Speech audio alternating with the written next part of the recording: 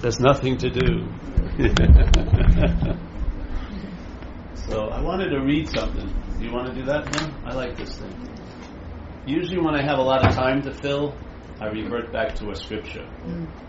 So this was one of my favorite. I remember you ever hear a guy named Sai Baba? He was an Indian saint or whatever he was. Years and years and years ago, I went to see him, and I had this in a book, and I had him bless it. I've always liked this since I was a younger guy. And it's supposedly by the third patriarch of Zen, Chinese patriarch. Yeah, in China, Zen was called Chan. It's different than the way we think of it now.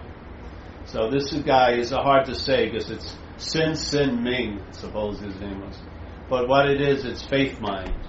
It's like what we were talking about today. So I'll just read some of it, and it's sort of like I can riff on it. I like it. So a lot of times the translations are different, so I don't know which one this is really, but we just printed one of them.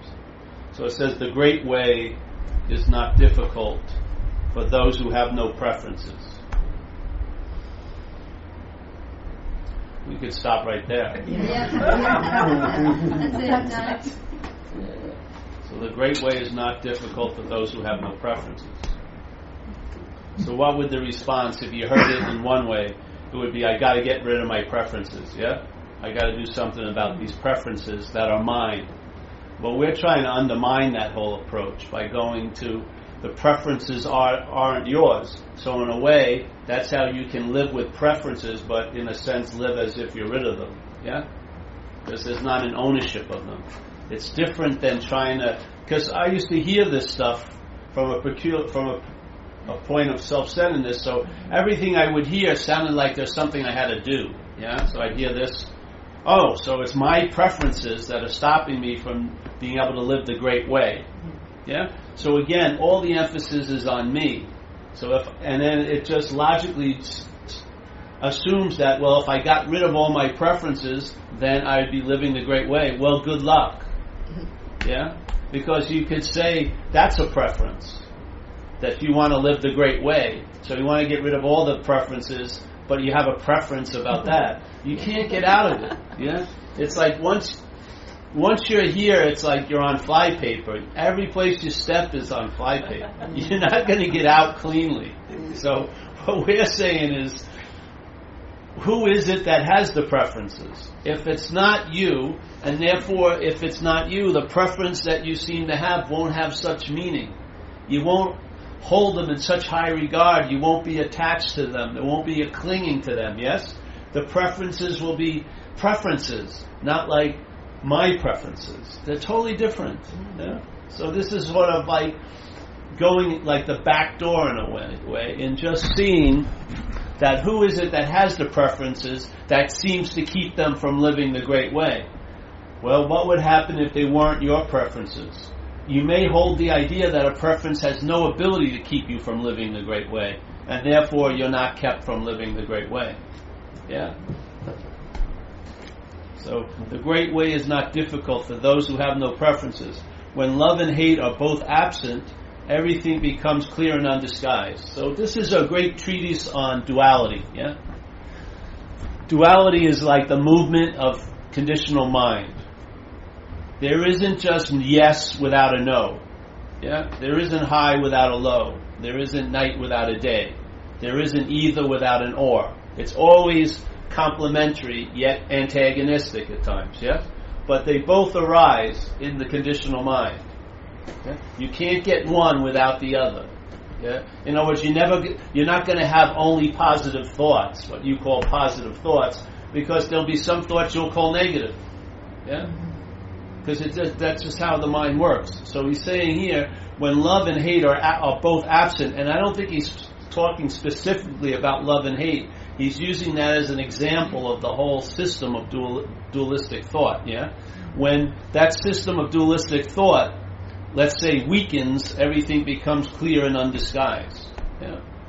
When it's strong and you're trying to see through that dualistic or that bifocal lens, it's a form of blindness called self-centeredness. So no matter how hard you look, in a dualistic way, you're not going to see the clarity and the what everything will not become clear and undisguised. Yeah. So it's sort of like, this is make the smallest distinction, however, and heaven and earth are set infinitely apart. Exactly. Yeah. As soon as the yes leads to a no, distance arises. And now goodness is way over there and badness is way over here, or whatever. Yeah. If you wish to see the truth, then hold no opinions for or against anything. It doesn't say don't have any opinions, it says don't hold them. Yeah. So the opinions are going to come up probably, but it says hold no opinions for or against anything. So in a way, you're placed in a position of neutrality. Yeah.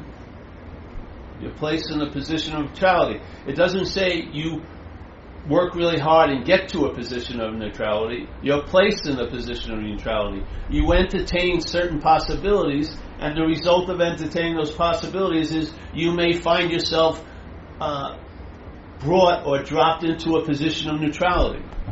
Yeah. Where either or, yes or no. It's not weighed on one side or the other. Yeah. You're traveling lighter. That's the whole point.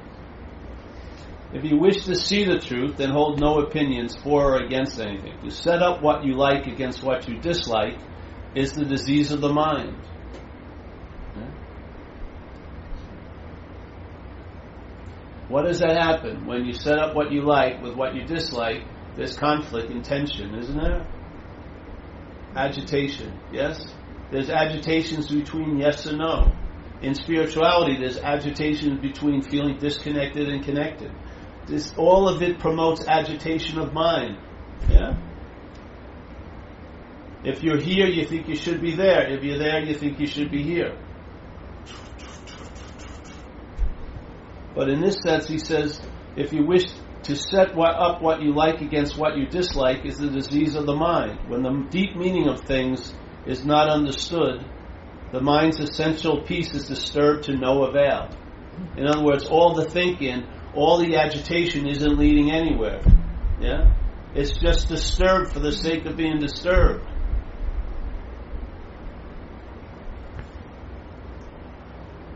When the deep meaning of things is not understood. Well, what is that deep meaning of things? Well, find out. Yeah? Maybe the deep meaning of things is that they're not things. Maybe that's the deep meaning. Yeah? Who knows?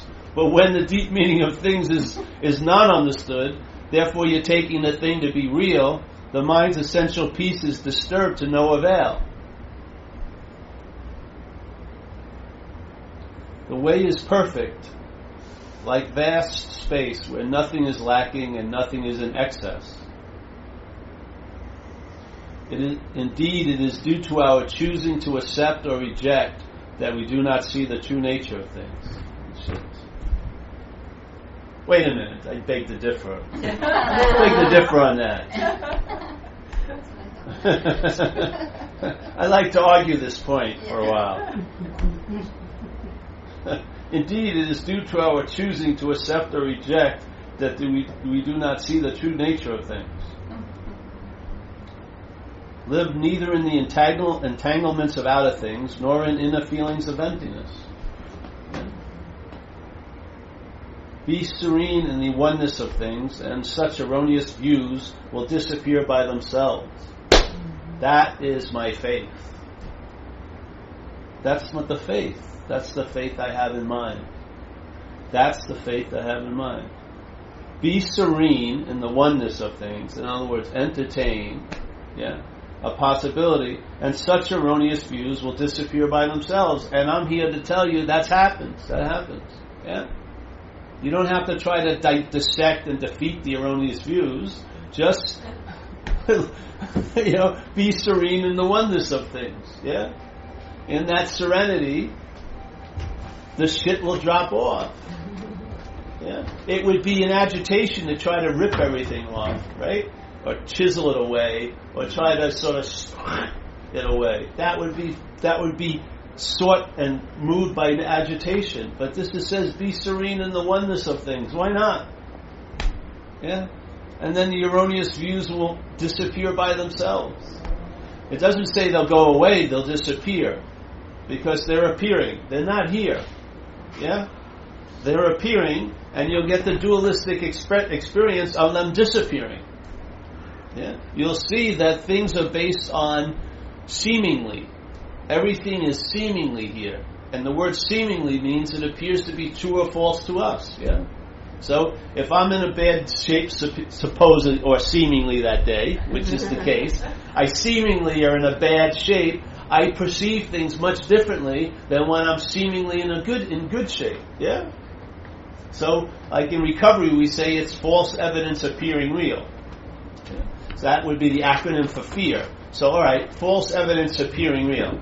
How could false evidence ever be real? Yeah? The best it can do is appear to be real. Yeah? So it needs something to appear to be real too.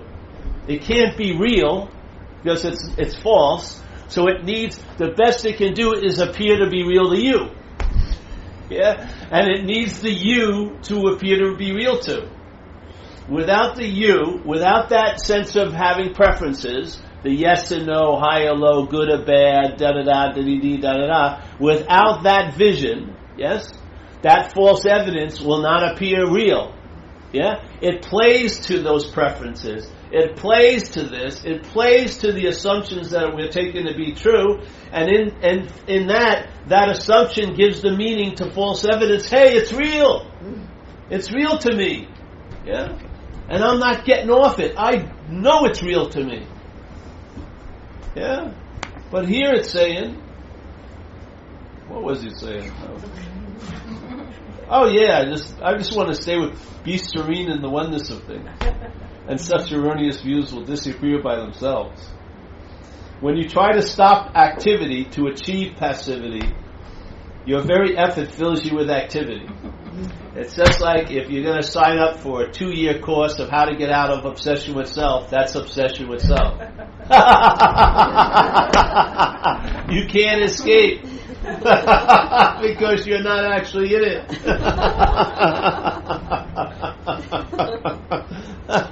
When you try to stop activity, okay, I'm not going to do this because I want to be peaceful.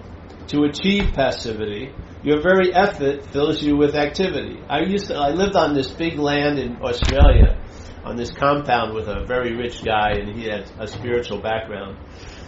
And he had so we lived in a house, and there was other people living in the property, and he liked to meditate at 5:30. So he'd drive around on this cart, like at 5, to tell everyone on the property, I don't want any noise because I'm going to be enjoying peace at 5:30. But his running around, he was totally agitated, trying to set up the conditions to be at peace. And it was hilarious, you know. He'd drive over, hey, don't be making any noise. 5:30, the bell rings, everything. I said, but what about now? No, 5:30. Yeah. This is the dilemma. How can agitation beget peace? When you try to stop activity to achieve passivity, your very effort fills you with activity. As long as you remain in one extreme or the other, you will never know oneness. Yeah. One extreme and the other. Feeling connected and then the next day feeling disconnected. They're very extreme, aren't they? You're at a retreat and it's lovely and they give you massages during the day. It's like barely could be called a retreat. It's just like a fucking spa vacation. But they wrap it with a spiritual name so you feel like you're not guilty for enjoying yourself. So now you're on this retreat and so you feel connected. But then the next day you go to another condition and you're in the other extreme, you feel disconnected. Yes? As long as you remain in one extreme or the other, you will never know oneness. Those who do not live in the single way fail in both activity and passivity, assertion and denial. If they do a lot, it's not working out. If they chill out, it's not working out. Yeah? They go to no satsangs, it's not working out. They go to tons of satsangs, it's not working out.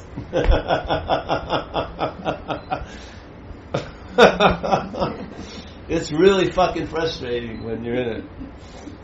Those who do not live in the single way fail in both activity and passivity, assertion and denial. To deny the reality of things is to miss their reality. To assert the emptiness of things is to miss their reality. Yeah. The more you talk and think about it, the further astray you wander from the truth. Stop talking and thinking, except for me today. Stop talking and thinking, and there is nothing you will not be able to know. To return to the root is to find the meaning, but to pursue appearances is to miss the source. So you can look at it as mind, the root of the mind. What is the meaning in the root of mind? Emptiness, yes? Clarity. Big as the open sky, clear as the open sky. Allowing everything to appear in it, yet not being affected by whatever appears in it. Yes? That could be the root of the meaning. But to pursue appearances, yes? The appearances of your own image flitting across, built by thoughts and obsession with self. The appearances of past images and the speculation of future images, yes? But to pursue those appearances is to miss the source. You're so busy with the movement of a mental process, you don't get the sense of the space and emptiness of mind itself, yeah? You're like that hamster in the hamster cage, spinning and spinning and spinning around, fearful of ever stopping. At the moment of inner enlightenment, how about now? There is going beyond appearance and emptiness. So you're not seeking emptiness, and you're not buying the appearances, you go beyond it. But you don't go beyond it because you're an appearance. So there's a going beyond it. You stay right here. Everyone keeps seeing you. But you're gone. Don't tell anybody. Please.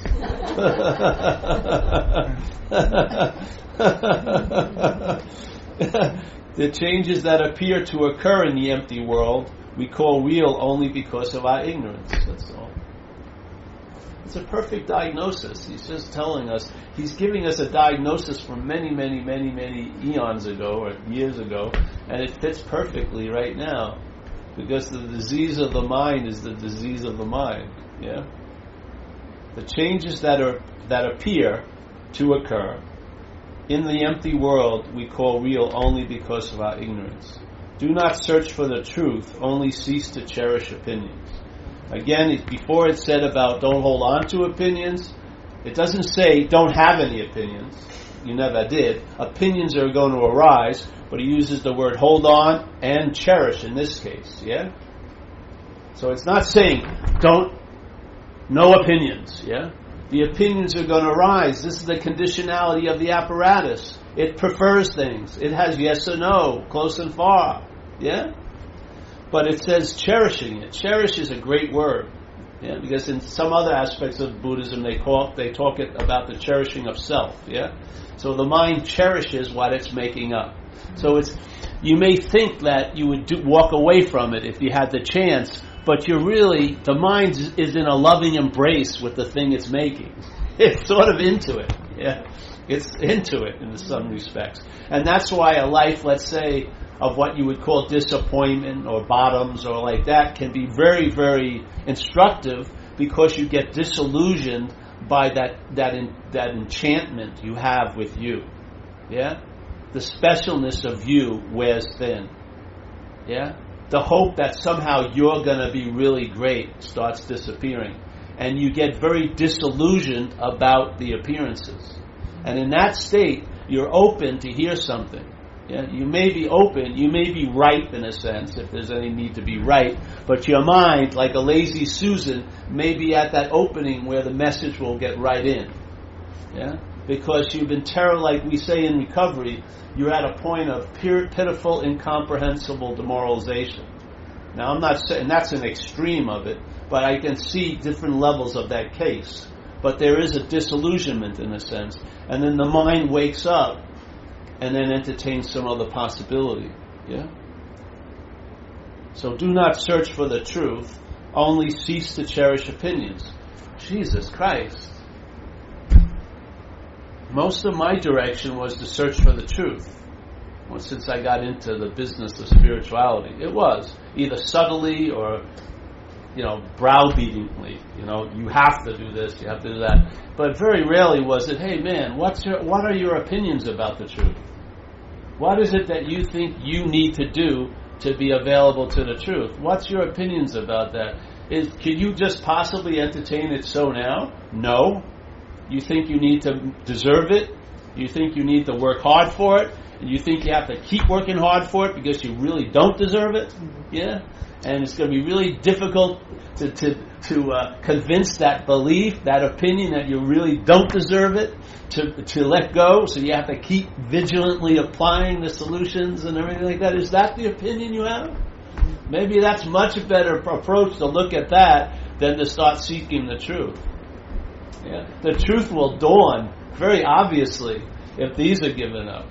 If you can see, and I'm not even saying giving them up. I'm saying giving up the haver of them. Who has the opinion? Because the one who has the opinion is giving more meaning to the opinion than anything else. The one who has the opinion is the big meaning giver. Yeah. If I want to change my life, just change what's giving it the meaning it has. That's all. If I want to change this whole world in one day, just change what's giving it the meaning. And it's been given a meaning from a point of view called self-centeredness. It has been given a meaning from a point of view. If you're tied to that point of view, question the center of that system. If that system isn't you, your mind may move off of it. And now some other system of mind, maybe a much larger open field of mind, will start expressing or giving meaning to things. Yeah? So your relationship that may look like a ball and chain may look like a loving possibility the next moment. Yeah? The light that seems like drudgery, you'll start seeing the joy of it. This is like child's play to mind. Mind is giving everything the meaning it has. You don't think it can switch the meaning? It does it every day. I see it in recovery. People have a story of the worst thing that ever happened to them in their life. They get in recovery. After about a year or two of being in AA, they have to admit that was the best thing that ever happened to them. How could the worst thing be the best thing? It's neither. It wasn't the worst thing, nor it was the best thing. It was the meaning the mind was giving it. When the mind changes, you can change the worst thing into the best thing. I've seen it over and over again.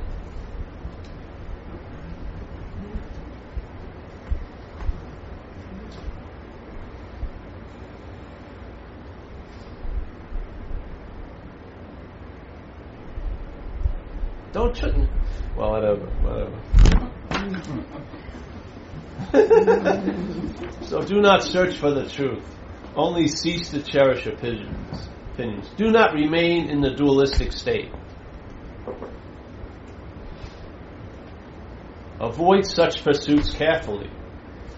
If there is even a trace of this and that, of right and wrong, the mind essence will be lost in confusion. Yeah? It doesn't say your mind essence, it says the mind essence. Yeah?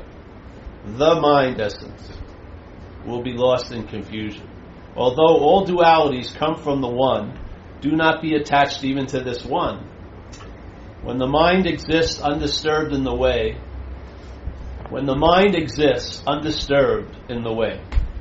yeah, nothing in the world can offend, and when a thing can no longer offend, it ceases to exist in the old way. In other words, a whole new set of meaning has taken over. So what's something that used to really bother the hell out of you doesn't have any effect on you anymore. Yes? And then you realize, obviously, it wasn't the thing that had that ability, it was you. It was the mind. Yeah? The mind looks at it one way, it's totally open to be attacked by it. When it looks at it another way, it has total invulnerability to it. You've got to see the principle of the role we have here. We're giving everything all the meaning it has. You talk about being responsible for your actions. This is a much different level of responsibility. This is the dream, baby. This is dreaming. It's dreaming right now. We may be on the same stage, but we're all in separate dreams in a way. We're having a subjective experience here. The mind is giving meaning to things. The thing itself doesn't have an inherent meaning. Its inherent meaning is that it's empty. If it had a real meaning, no matter what meaning you try to put on it, the real meaning would usually win out. The real meaning is that it's empty. It doesn't have a meaning in and of itself. We give it the meaning it has. Yeah?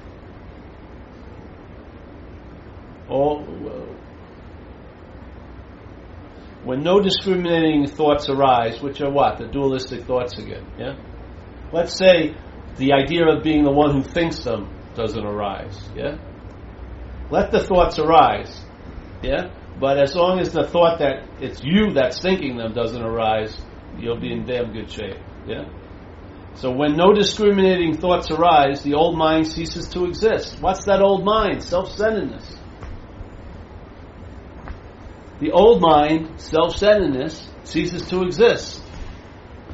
Another mind starts taking over.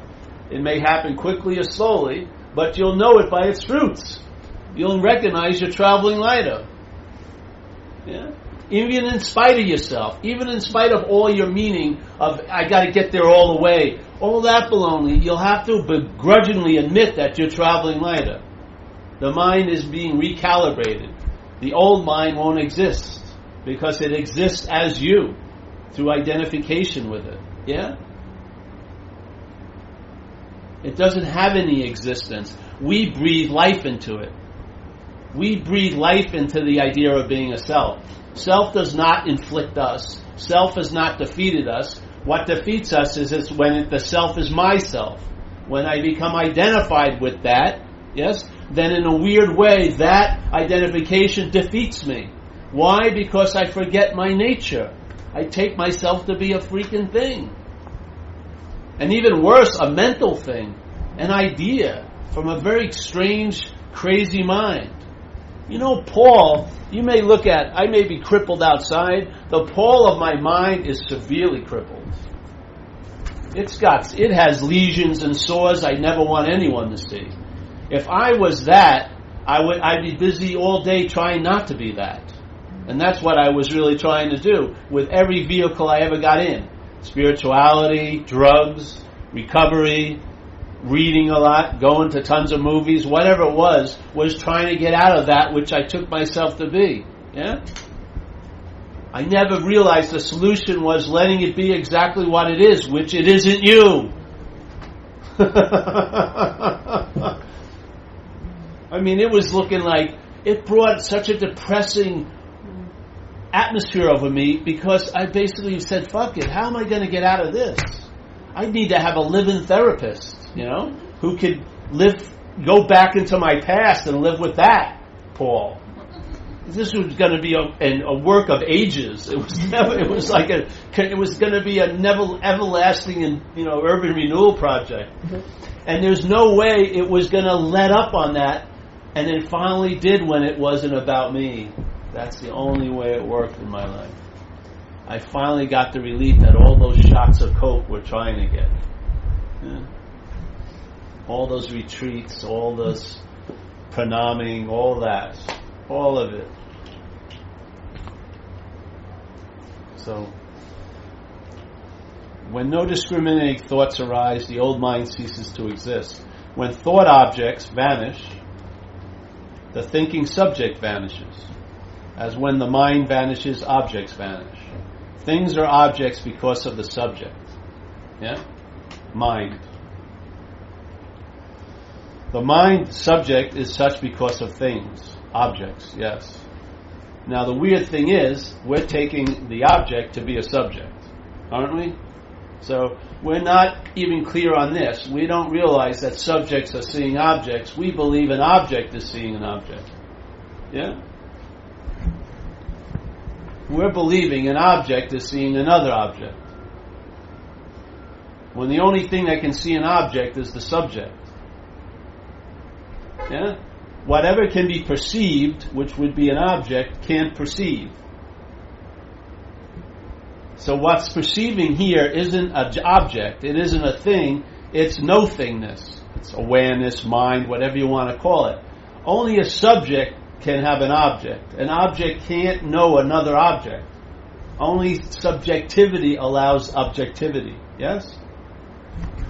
We believe that we're a special someone. Yeah? A special subject, but in fact what we are is subjectivity. Yeah?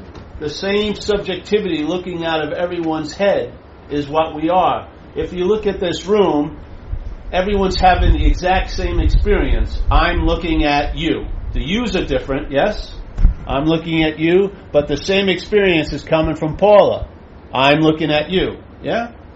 We're all having the same experience. The objects may be different, but the same experience is occurring. I is seeing an object. I is not an object. It's referring to the subject, which allows the seeing of the object. So when I say I'm seeing, that's pretty damn correct. When I ask who that I is, and my mind says it's me, that's incorrect. Yeah? Oh, thank you. Kiss my feet, yes. I wanted someone finally to do this. So you see, the subject, I, is looking at an object. It makes a very clear observation, you. That's what it's called. Yeah? To signify it's there. Yeah? Now, in this room, everyone looks at this as a you. Everybody. There's not one time you see this, you call it me. Yeah? Yet, if you brought 8,000 people here and the same experience would be happening and they're all saying, proclaiming to this, it's a you, my mental process rises and says, I beg to differ. It's me. Yeah? I'm a special you. I'm a special you. I have the qualities of spirit, but I have the physicality of a body. I call it me. It's like a marriage of heaven and earth, called me. I have the best of both worlds. I'm the one who's seeing, hearing, feeling, tasting, touching, and then I'm the doer. I'm feeling, doing, running around. Yeah, this is delusion. This is just a little mistake, but that little mistake progresses geometrically in time and space. Yeah, a little mistake in time and space can progress geometrically, and that's what we're doing now. The mind is assuming a miscalculation, and every time, it's just like if those people used to steal, they had a great idea. They just took like 1/4 of a cent from billions of transactions. They made tons of money. No one noticed it because it was such a small thing, like 1/4 of a cent. But times 3 billion, that was a lot of money. So here's the calibration. It's a little off, but if repeated, yes, the delusion gets stronger. We're trying to just stop and look. Look at that. What's truly seeing? Is the I the only thing that's experiencing anything here? Or are we all separate yous that have the quality of an I? That you are different than the I that's looking out of this? That quality of I is different than this? Give me a break. You look at Rob's kid, it's the same I. The same I attempting to navigate a new thing called a body. Its nervous system is like this, it's got its moves, it's doing this with its wrists, it can't get to the thing, its eye and hand coordination's off, it goes like this, it doesn't get it, this and that. It's just the thing is kicking up, it's booting up and it's attempting. But the consciousness is there. The consciousness which enlivens it. The consciousness which is its seat is there. To think that I'm the one that's doing that is it's just self-centered arrogance. When the fact is, she's been on and there's no sense of a me at all in her yet. Yet the onness is there. So she was on prior to when she appears, which is going to happen maybe 18 months, right? The feeling of her as a separate individual entity isn't even appearing now. Yet there's life. This is a mental process that we're taking ourselves to be. There's something prior to the mental process, which is consciousness in contact here. Consciousness is what's seeing this. Consciousness is what's feeling this. Consciousness is what's smelling. Consciousness is affording all of these experiences. It's not you and I, but it's all of us. It's that I. It's subjectivity. It's not a subjective experience. It's subjectivity, right? And then the mental process makes it subjective. Subjectivity, and then the mental process makes it subjective. I think there's nothing wrong with it, but I think the mental process got a little too big for its britches and started claiming everything. Says, "Hey, fuck that! I don't want to have any God before me. I'm the one who's conscious. It's me that's seeing. It's me that's hearing. It's me that's feeling. Let's just totally forget this power, forget this sense of I-ness, and let's just get obsessed with the me." Guess what? I think we're in that. Yeah. Now we're begging for relief, but it's totally based on ignorance. We're thinking we're going to get better. The source of the ailment is seeking to get better from itself, instead of realizing you're not the source of the ailment. You can't walk away from something that you think you are, but if you're not that, you can walk away. That's the whole message. It's just hopefully availing your mind of an opportunity or a possibility it hasn't entertained yet. That's all. The ability to entertain is unbelievable. Yeah? It's just, right now, the mind has been enslaved to have all of its entertaining ability defined by a system called self-centeredness. So whatever it entertains is based on things, whatever it entertains is based on time, whatever it entertains is based on doing and having. It has its entertainment has been put into a girdle, just been put into a straitjacket. Yet it keeps entertaining, but now it's entertaining the length of my pants, it's entertaining the pimple on my nose, it's entertaining what that girl meant by saying hello to me 5 years ago. It's just going over all this minutia and entertaining it unbelievably obsessively. Because it's pent up. Release it, you know? Give it a bigger pasture, that fucking horse would be happy.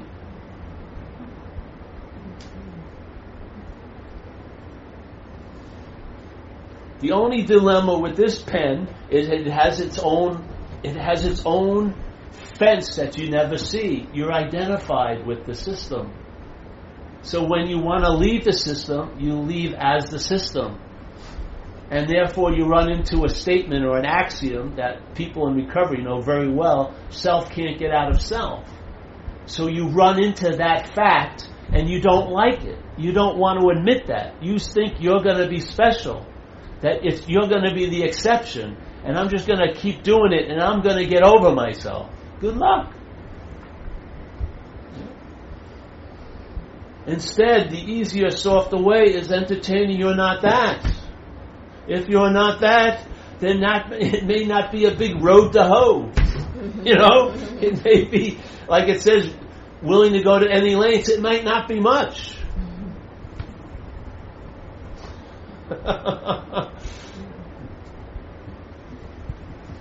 I mean, it's worth the entertaining, isn't it?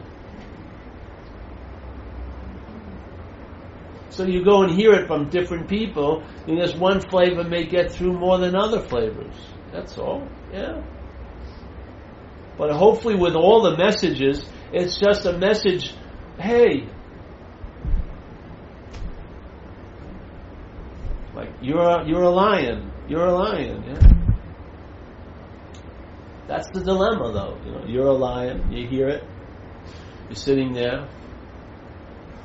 You're a lion, you're a lion, you're a lion. Then it hits the sheep ear, and now you can become like a lion. That's one of the pitfalls. That's what I found when I heard this message. I fell into this pit I'm talking about, that self can't get out of self. I heard the message, but my self-mind claimed it, and now I thought I was the non-self, walking around, oh, I'm not that, I'm not this, you know. It was unbelievable. You know, my girlfriend would be mad at me, well, there's no Paul. There's no one who did that. She'd be going, fuck you, Paul. Clean up those dishes. Well, I didn't know. There's no Paul. So, you know, all this bullshit. Yeah? So the second one was, hey, it's not so much the message that you hear, but how you heard the message. Yeah? It's not so much the message that you hear, it's how you've heard it. How's the mind set up? How is it framing what it's hearing? Because that's what's going to define the message, not the message. Yeah? The message is going to be interpreted. So let's see. Am I hearing the message of I am a lion as I can become like a lion? Well, look at your behavior and you'll see what the message got turned into. Yeah?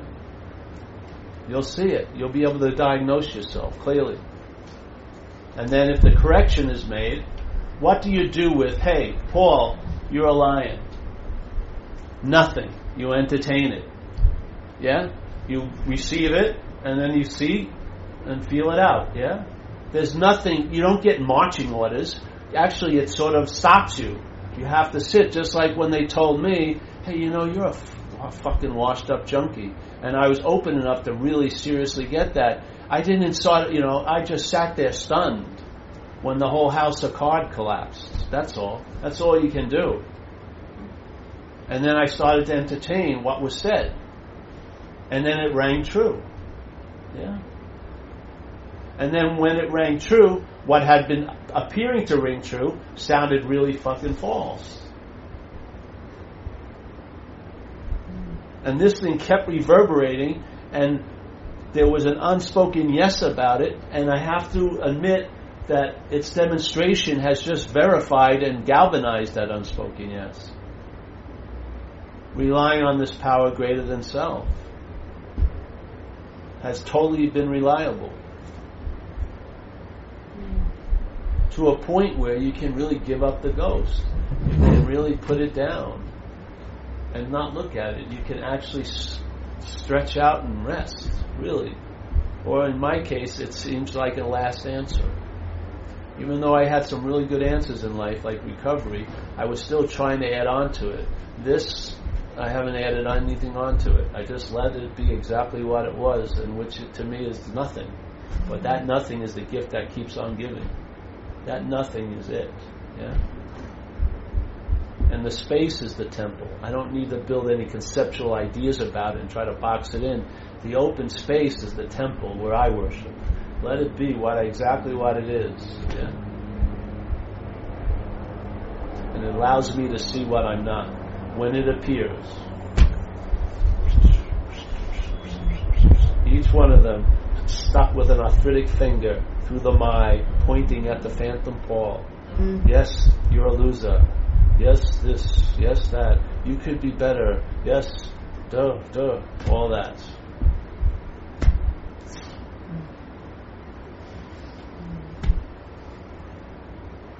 It's a form of slavery.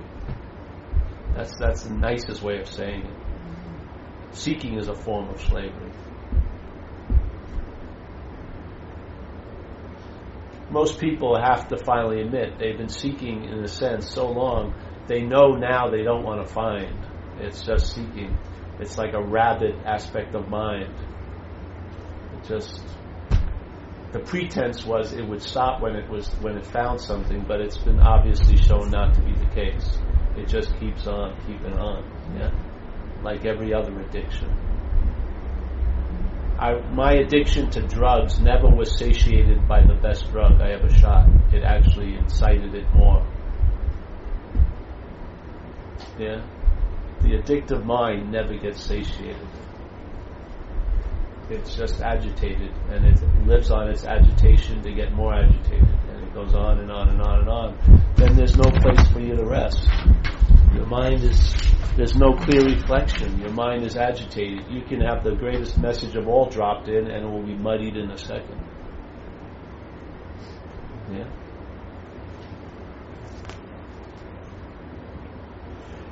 Oh, what is this here? Okay. To live in the great way.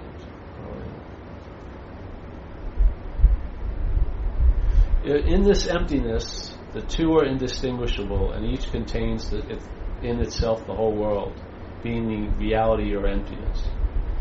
If you do not discriminate between coarse and fine, you will not be tempted to prejudice and opinion.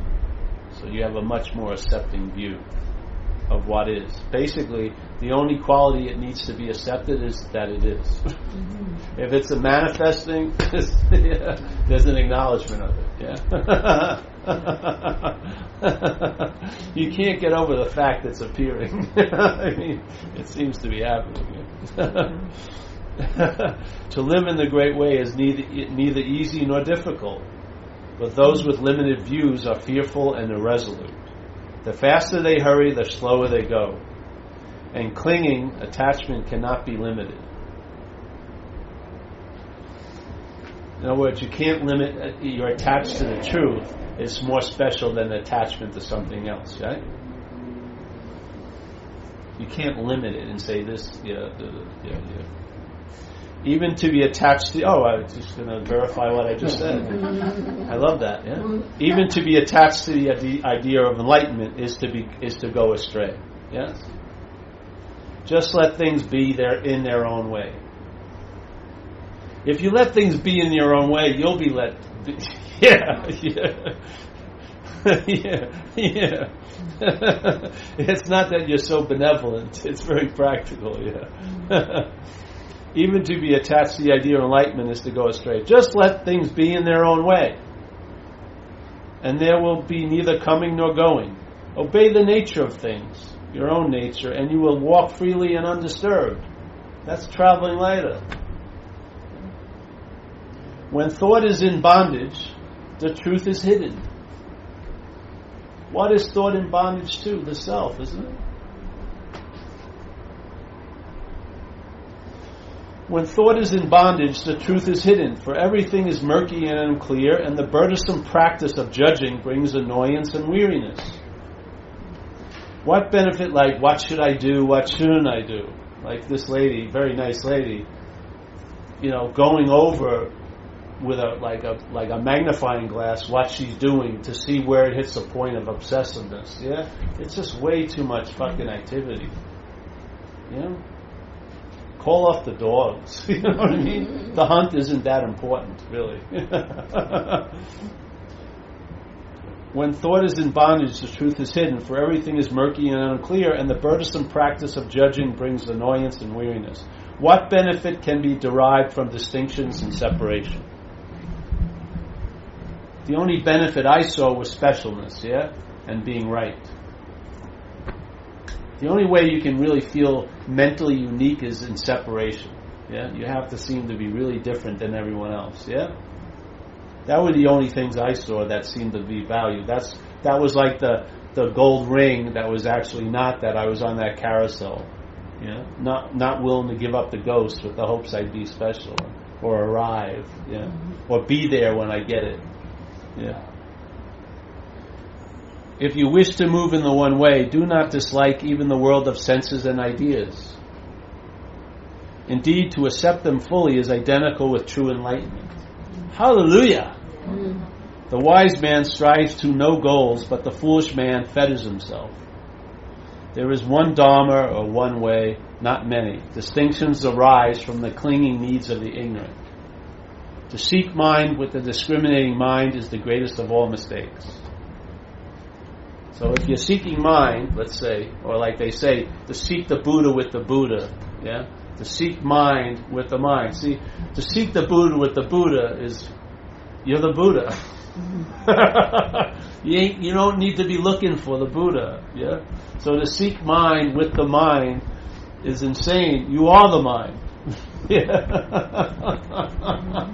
Even though the ordinary mind looks different, like they say in some sects of Buddhism, the ordinary mind and the enlightened mind are the same mind. It's just the system of, or the modality of duality seems to make the mind different, but its essence is the same. Yeah. So what the fuck are you looking for? I don't think he'd say that. What the fuck are you looking for? That would be good. That would be the good sutra. The what the fuck are you looking for sutra. So to come directly into harmony. Oh, wait a minute. All is empty and clear. Let's see. All right. Oh, here it goes. Yeah, this is nice. For the unified mind, in accord with the way, all self-centered striving ceases.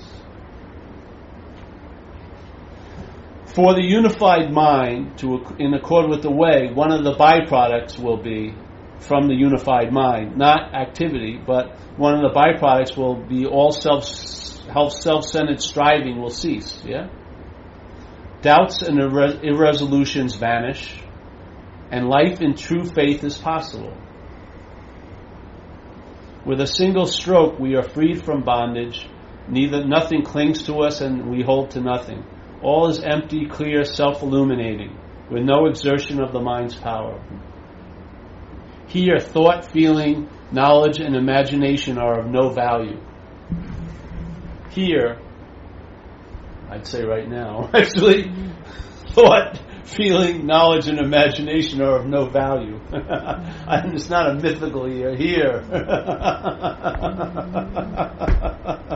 My mind's going here, a special here. No, here. Oh, that really? Yeah, here. I think they have value here, but not the here I'm trying to get to by them. I thought this was my vehicle to get to the here, and then they'll have no use. But now they have plenty of use, because I'm not in the here, I'm here. But here is the here.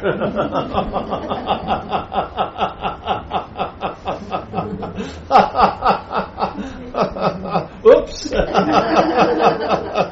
The difference between heaven and earth. Woo! All is empty and clear. Empty, clear, self-illuminating, with no exertion of the mind's power. Here, thought, feeling, knowledge, and imagination are of no value. In this world of suchness, there is neither self nor other than self. Yeah?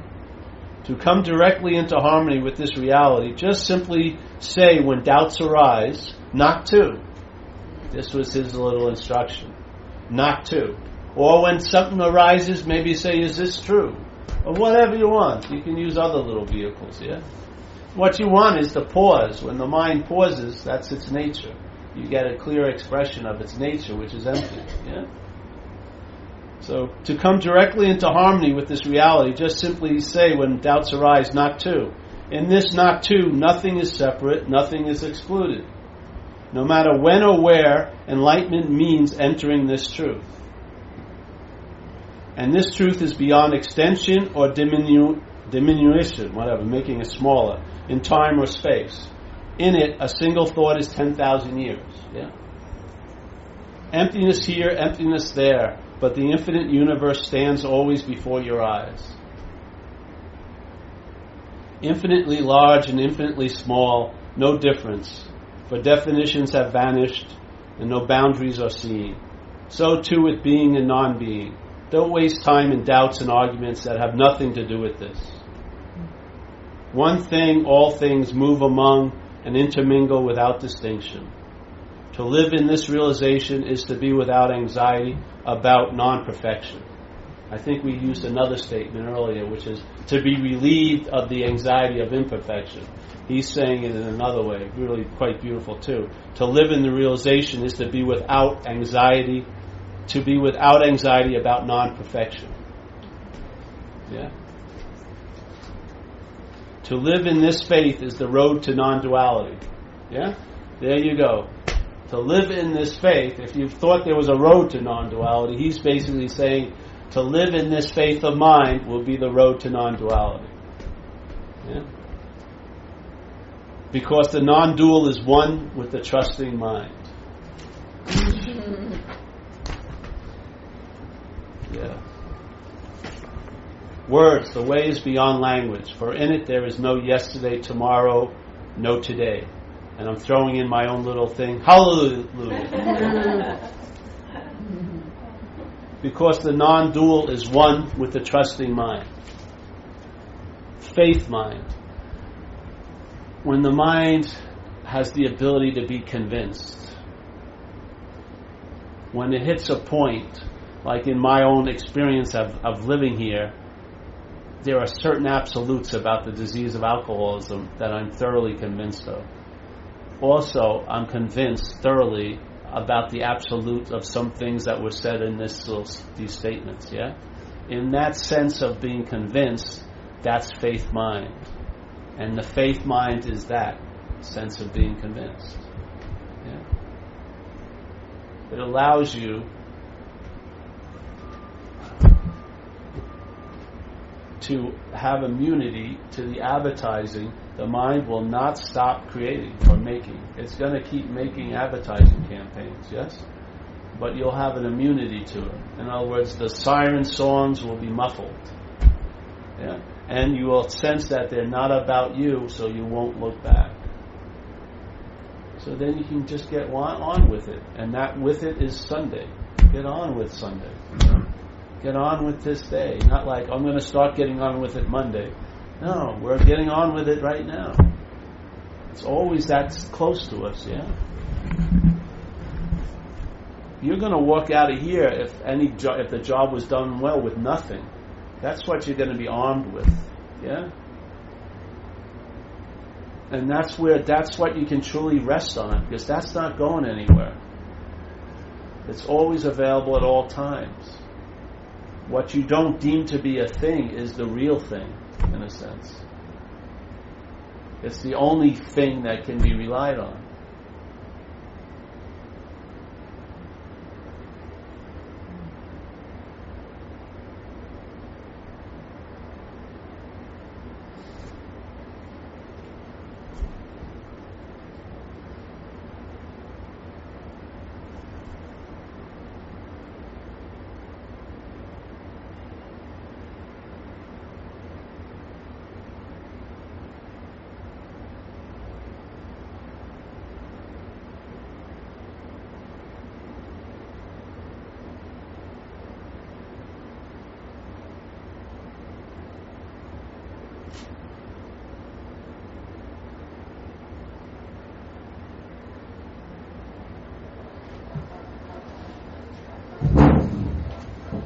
You have any questions? I don't even like the idea of dwelling in the emptiness, like it said here. I don't. I just like this. I like this dog shit awareness. Just yes. I think it reveals everything here, really. If you just pay attention on a normal day, you'll get everything. No questions. Is Rob coming up with one in there? He has to get a... Oh, okay. He's got notes. I'm on it. I don't think I have anything else. Someone else must have a question they want to ask. If not, we'll end. That's great. I love ending. I mean, how much more do you want to get the spiritual subpoena delivered, you know? Yeah. You've been served. Yeah. But we can go on. It doesn't matter, but I am a believer in not overdoing it, you know? Because it is a message. It's like to inform one of a possibility, not to beat you with my own possibility, yeah? But to inform you of a possibility that is available. Yeah? And the faith I have in mind is I trust mind can do a whole lot with very little. It doesn't need a huge amount of avalanche of information. It just needs a primer. Yeah? It's usually life has been a cooker anyway. You're probably all ready in a sense. And then you just drop a couple of drops of gas in and the car starts up. And what's the purpose then? Is to wonder why it started or drive? I would say drive. You know what I mean? You can sit and wonder why it started and go over, was it because it was me, or I'd just rather drive. That's the purpose, yeah. So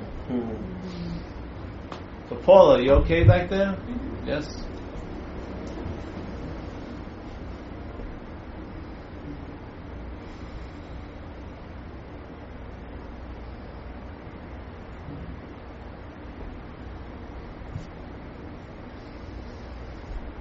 What time is it, bro?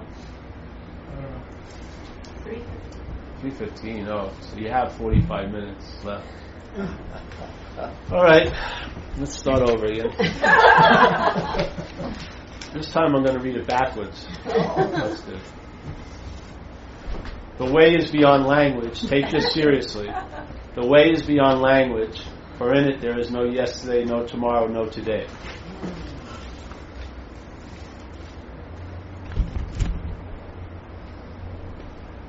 I'm not saying another word.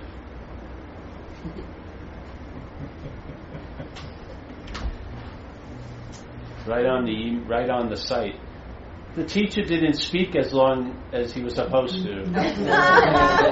I don't feel I got my money's worth.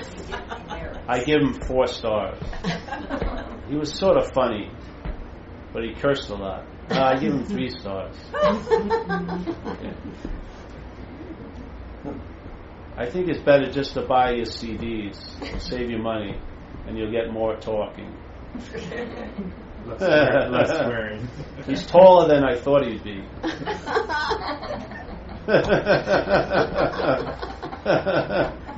He doesn't seem as friendly as I was hoping.